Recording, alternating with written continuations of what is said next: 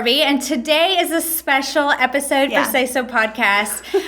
If you are anywhere around, even just Young County, then you know who Pastor Joe Finfrock is. We are so honored to have him on this episode to hear about just his walk with the Lord, where he's at currently in life, and I just cannot wait to share this and to get to know more about him. Yeah, me too. Ladies, I'm gotta say, I am nervous. I'm nervous about this. The podcast thing to me is a little intimidating. Yeah. So kudos to y'all for having the faith and the courage to take this on and do this and have this as a ministry to others. I'm very, very proud of both of you. Thanks, Thank you. Pastor Joe. Yeah. I have to say, probably my first memory of Pastor Joe is, I didn't go to Oak Street growing up, right? Didn't know you personally. But in the mail, I received mail from Pastor Joe. Yes. And so if I was in a sports event or my picture's in the paper, Pastor Joe cut out that little article about me, sent it in the mail, and sent $1, $5, I don't remember, $1, and said, hey, go get a Gatorade on me and Pastor Joe. And man, that was amazing. It's a big deal. Pastor Joe. You didn't know me at all.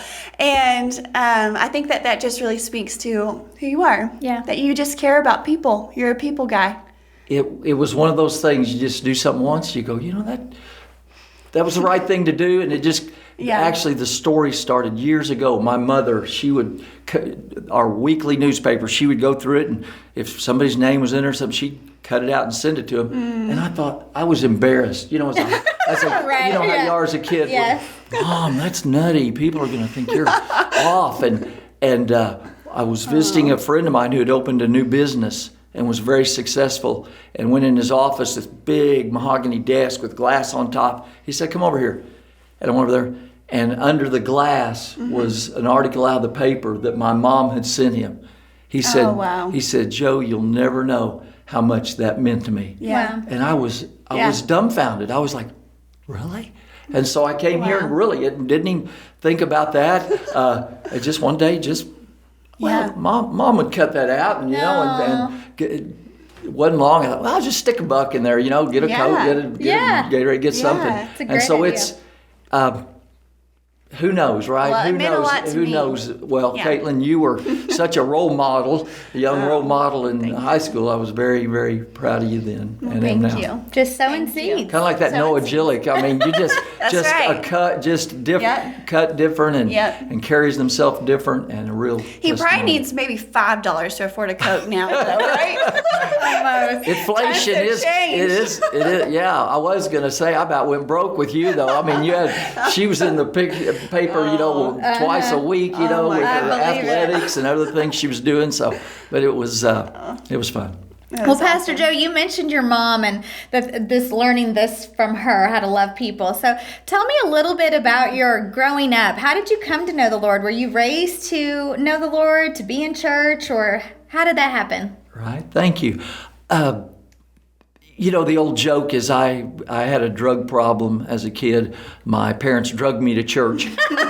So that was the case. I would ask, Mom, do we have to go to church? She goes, no. I went, great. She goes, you get to go to church. That's right. I went, oh, man. So anyway, grew up going to church, but with our family, a farm family in Oklahoma, Sunday was different. On Sunday you went to church, you did that. Monday through Saturday you worked, you did these other things that life was really about. Yeah. And so I grew up with that, and as soon as I graduated from high school, left for college, I left any resemblance of faith behind. Really? I just left it behind, and didn't have to please my parents anymore, didn't have to do what they wanted me to do.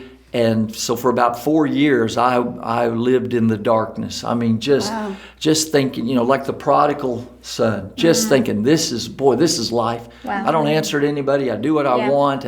And I had a sister. My oldest sister was in graduate school at OU. Can I say OU? Sure. Okay. She was in graduate school at OU, and she got on fire for the Lord and started talking to me and write me little notes. And I was just like, leave me alone. I'm just not that religious type. I'm just not the type that gets into. I don't get into church. I don't get into the Bible. so I was like trying to, and finally, nothing in particular happened. I was so empty. I was so lost. I called my sister. She answered the phone, long distance call. I fell on my knees in the apartment and started crying like a baby. Wow. And she said, come see me. Yeah. And her and her husband. And so I drove 80, 90 miles one way and spent that night talking with them about why I was so messed up and why I didn't have love and joy and all those things. And they sent me home that night with my brother-in-law's Bible. And I was in a professor's house. He was gone. I was just staying there because I didn't want to be around anybody. And all night long, I kept thinking about what would happen if I gave my life to Christ. And I'd lose all my friends, and I'd lose my girlfriend. I'd lose all these things. And in the wee hours of the morning, I said, Lord, if you'll take my life, and I don't think you will because it's such a mess, if you'll take it, I'll give it to you. Wow. And surprise, surprise, the Lord took my life that morning, and 46 and a half years later, it's good. God is good. Yeah. So if that's a long answer to a short question. That's a great story. How do you jump into ministry? Was that like, the next day, I think I want to be a pastor? No? Not really. Get this, when I was in high school, everybody had to take speech. Well, it was my turn. I got up and turned around, and I just froze. I went blank. And, of course, all my friends, oh, my gosh, they cat calls and make fun and all this stuff, And I said, okay, I'll never get up in front of people again. Yeah. I'm just never going to do it. And so when I was saved the very first day, and I went to the Baptist Student Union, they had a noonday service, and I went in there, and they were up there, and I says, man, I'd like to get up and talk. I'd like to get up in front of these people and tell them what Jesus means to me. And I'm sitting there going, what? Wow. And so that was that initial thing, that started. I graduated from pharmacy school and actually was selected for a very good job in the health profession. And God told me, again in my quiet time, He said, I've called you. I've called you. You're mine. And gave me a verse, 1 Samuel 2:35, said, I will raise up for myself a faithful priest who will do according to what is in my heart and soul. And I will build for him an enduring kingdom, and he will walk before my anointed always. Wow. Now that might not mean something to you, but I knew what it meant to me. And I called the company up and said, I'm not going to take the job. I called Southwestern Seminary in Fort Worth, said, can I still get in? And they didn't say no. So I loaded everything I had, and I moved, kind of like the Oklahoma hillbilly. I moved everything to Fort Worth and started seminary, and I'm so thankful. Yeah. And I understand corporate world and business world. Yeah. That's great, and I have so much respect for people who are out there slugging it out every day in this world. But I knew God had called me, and that's kind of, that's the way I've always been. It's the way the Lord, His unique work in me is, He hits me with something pretty hard, and I either get first excited or real scared or whatever, but by the time it's over, I'm, yes, Lord, and moving forward. Wow. So it did happen pretty quickly. Yes, the call to ministry. Wow. Yes, I just, in fact, my mother. That's a whole nother story about what a godly, saintly mother I had. But anyway, I called her up and says, "Mom, I'm quitting my job and I'm going to seminary." She said, "You're always jumping at things." Oh, Ma, So, but that's always been in me. If it's there. Yeah. Some people just charge the hill, or I understand that.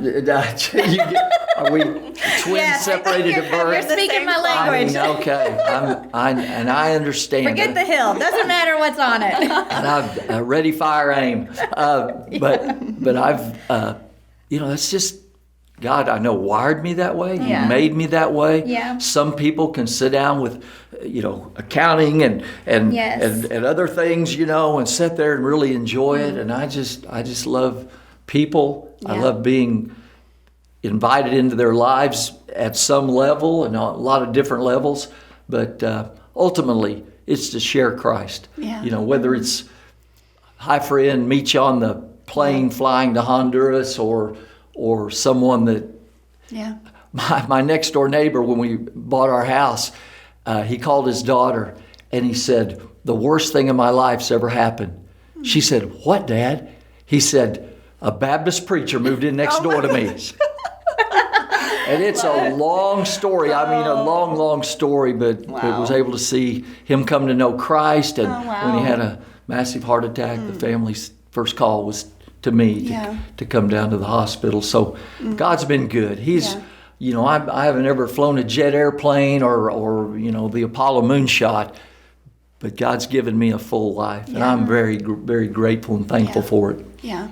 Well, you're so loved around here. From the minute I got to Graham, everybody just, they always all knew who you were, but not just because of anything you've done on a platform. It's been because you show up at all the events. You love people, and it's so evident that from being at a football game or just the relationship, the one-on-one time that you've spent with people, God has just multiplied that. And that's such a beautiful legacy. That's how Jesus did it. And I think it's such a testimony to you. So people call you Pastor Joe. Those are kind words. Those are kind words. Just receive I appreciate it, Pastor Joe. Yes, ma'am. It's true. It's good. Yeah. You are. You're so loved by people. Yeah. I think it's purely because of how you love them, right? Yeah, completely. Really. It's a big deal because I know, and I want to talk about this too. You've been pastoring all these years, and it's become so much about who you are, but really it's just an overflow, right, of love, the love you have for the Lord onto His people.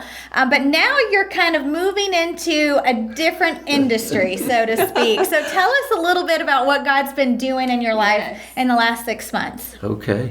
And along that kind of that theme, I didn't even tell you about the first time I drove to Waco to see a widow, and I was a widower and went down to see her.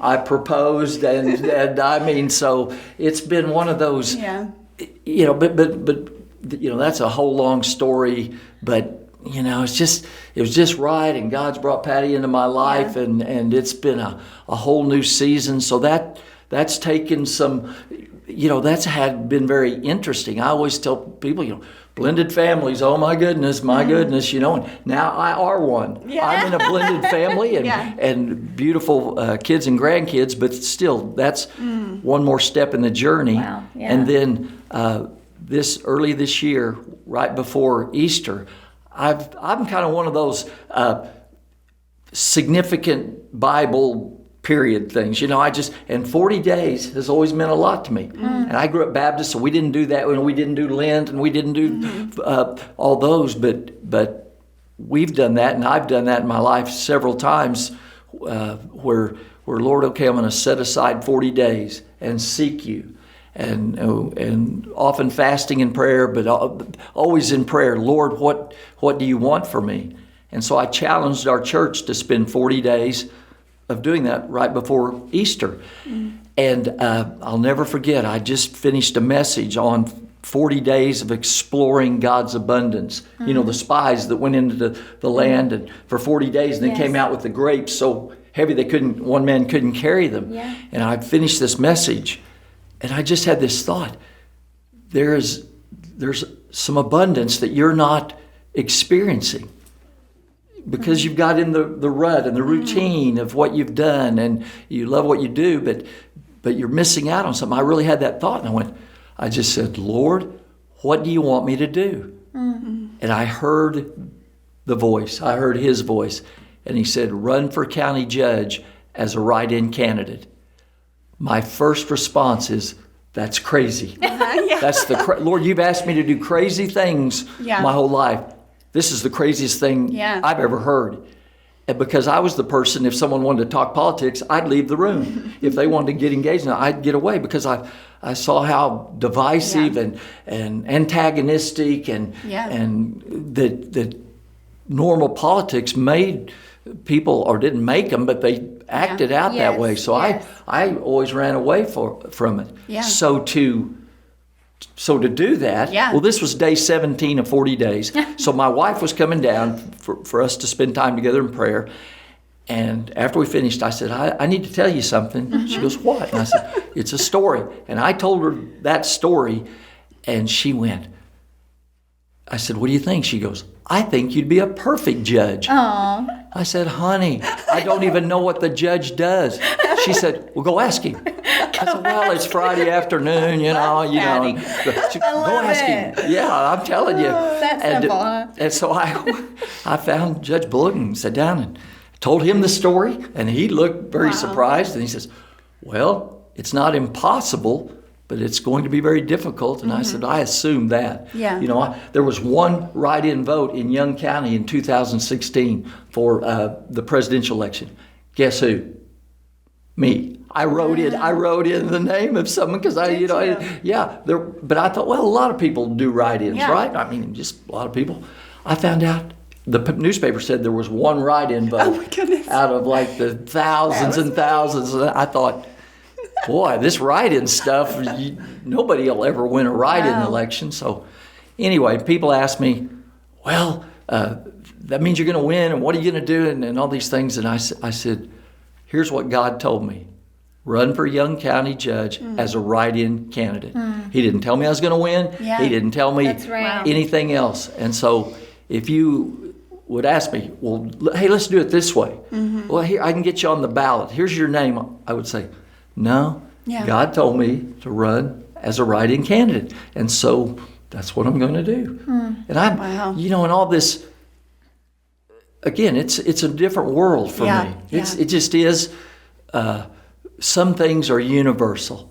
Being respectful to somebody, that works in church. It works in the bank. It works at the hardware, you know, things like this. Now, you talk faith to some people, though, you know, and it's very disconcerting and very odd for them. Or, may I pray for you? Well, you know, those kind of. So there's some places that there's no overlap, but I really believe that God has called me to run as a write-in candidate, and we're trusting Him every step of the way. I love that you said that He just told you to run. He didn't promise you a win, but full of faith, you believe that you will. And so what kind of a tip or encouragement would you give to someone that just, they also feel like they need to take a step with the Lord in obedience? And that can be a scary thing to do, but you've done it many times. So what would be your encouragement to people that are afraid or just don't know what to do? They want to trust the Lord. Yes. I had a lady years ago in my church. We were doing some big thing, and she goes, well, that's easy for you. You've got the gift of faith. And I said, you know, I know myself well enough. No, I don't. I don't. There's so much of that inner, you know, that the fears that we have to face. One of my favorite verses in Mark is where Jesus said, don't be afraid, just believe. And I mean, I've used that so many times in my life because God calls me to a big step or a small, you know, go talk to your neighbor about Jesus or go, you know, step into this situation you've never been in before. And there is that, in my life, that rush of fear. But I would say, trust God. We were in a huge building program in our church in Arkansas. And, you know, no money was coming in. We were building, we were trusting God, not borrowing money, trusting God for the resources to come in. And they were not coming in. And I went somewhere and I was visiting with a man, Manley Beasley, who's a real man of faith. But anyway, I said, Brother Manley, he says, it looks like we're just going down. It just looks like we're going down and crash and burn. He said, if you go down trusting the Lord. Oh, that's so good. Yeah. And I mean, that was one of those moments. And so that's also become, if I'm going to go down, I'm going to go down trusting the Lord. That's good. And I'm still here, so I don't know what to say other than, you know, it's, again, a long answer to a short and good question. But my answer is take that step of faith. Yeah. You know, God doesn't write, you're going to win the election by, you know, 10 votes or whatever. He doesn't do that. What His voice says is trust me. Whatever the call, trust me. And I've heard it said it's a greater compliment to say to someone, I trust you, than I love you. Mm-hmm. And I think when we say to the Lord, I trust you. Yeah. I don't have all the answers. I don't know how this is going to play out. Yeah. But I trust you, Lord, with my life. And of course, that's just as you've received the Lord Jesus by faith. Yeah. So walk ye in him. Yeah. And so that initial, I give you my life, Lord, and then over and over and over again, a daily walk. So does that answer that your does. question? And I think it's simple, but it doesn't mean it's easy, right? I mean, you still trusting is hard, but what I know is, you are stepping into a new arena, if you will, with new rules and new expectations. But what I know about you, Pastor Joe, is you're a man of really good character, and you're a man after God's own heart. What other kind of man would we want in that kind of arena? Absolutely. So I'm praying for you to win. But hey, even if you don't, gosh, You'll still like me. I still like you. I still like you. I mean, it's just like there's so much to just learn in trusting the Lord, no matter what the outcome is. Absolutely. And people have, I've really honestly, I've just got to tell you, I've been overwhelmed with the encouragement and support of people because, I mean, who am I? Pastor a small church in a small town and, just have tried to be faithful to that calling, but never thought of myself in any other terms.